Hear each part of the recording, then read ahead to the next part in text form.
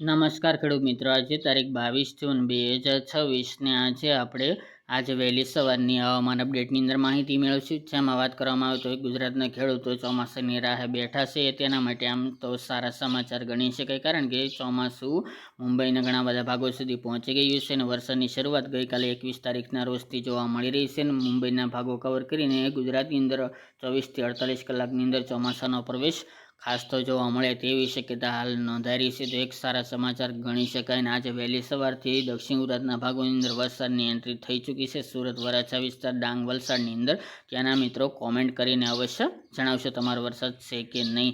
બાકી સૌરાષ્ટ્રના દરિયાકાંઠાના ભાગોની અંદર વહેલી સવારથી જ અત્યારે 10 આસપાસનો સમય છે અને હવામાનમાં પલટો જોવા મળી રહ્યો છે અને વાદળછાયું વાતાવરણ પણ જોવા મળી રહ્યું છે. આજે દિવસ દરમિયાન આ ભાગોની અંદર વરસાદની એન્ટ્રી શાનદાર જોવા મળે તેવું હાલ અનુમાન દેખાઈ રહ્યું છે. વાત કરીએ તો વરસાદની શક્યતા આજે કયા કયા વિસ્તારની અંદર છે, જેમાં જૂનાગઢના વેરાવળ હોય, ઉના, રાજુલા, અમરેલી, બાબરા વિસ્તાર, સાવરકુંડલા, મહુવા, તળાજા, અલંગ, ભાવનગર, શિહોર, ઘોઘા સહિતના, જેસર સહિતના સૌરાષ્ટ્રના ભાગોની અંદર આજે વરસાદી માહોલ જોવા મળે તેવું અનુમાન રહેલું છે. તે ઉપરાંત વાત કરીએ તો અન્ય વિસ્તાર જેમાં દક્ષિણ ગુજરાતના ભાગો છે, જેમાં વાપી હોય, કપરાડા, વાની, સુરત, વરાછા વિસ્તાર, આહવા, ડાંગ, વ્યારા, ઉમરપાડા, ડેડિયાપાડાના વિસ્તારો હોય, ભરૂચ, દહેજ, રાજપીપળા, વડોદરા, બોડેલી સુધીના ભાગો આજે વરસાદની ગતિવિધિ જોવા મળે તેવી શક્યતા રહેલી છે.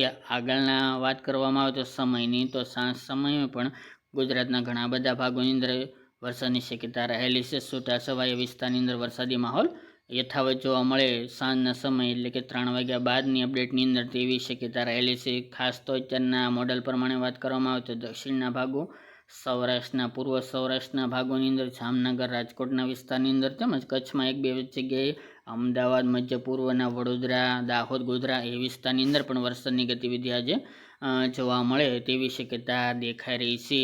અને ખાસ તો આજે વહેલી સવારના વરસાદની વાત કરીએ તો દક્ષિણના ભાગોની અંદર વરસાદની ગતિવિધિ આજે જોવા મળી હતી, તેમજ વરસાદની ગતિવિધિમાં અને વરસાદની તીવ્રતામાં તેમાં પણ વધારો જોવા મળી શકે છે. ખાસ તો વરસાદી માહોલ હજુ મિત્રો જામશે આજથી, તેમજ આવતીકાલથી ખાસ કરીને વરસાદની ગતિવિધિ, ચોમાસાની ગતિવિધિ જોવા મળે તેવું અનુમાન રહેલું છે અને 1-2 જુલાઈ સુધી આ રાઉન્ડ ચાલે તેવી હાલ પૂરેપૂરી શક્યતા નોંધાઈ રહી છે. તો ખાસ કરીને આ છેલ્લા જૂનના સપ્તાહની અંદર વરસાદની ગતિવિધિ સારી જોવા મળશે અને તેમજ આમ જોવા જઈએ તો 11 દરમિયાન વાવણી લાયક વરસાદો નોંધાતા હોય છે. તે મુજબ ગુરુવાર આસપાસના ભાગોની અંદર ખાસ કરીને એ દિવસોમાં વરસાદની ગતિવિધિનું જોર જોવા મળે તેવી પણ શક્યતા રહેલી છે. આમ તો ચોમાસું લેટ ચાલી રહ્યું છે, તેમજ ગુજરાતની અંદર વાવણી લાયક વરસાદ પણ હજુ નથી જોવા મળી રહ્યા. બધા ખેડૂત મિત્રો વરસાદની રાહે બેઠા છે, તો તેના માટે આમ ગણવા જઈએ તો સારા સમાચાર ગણી શકાય.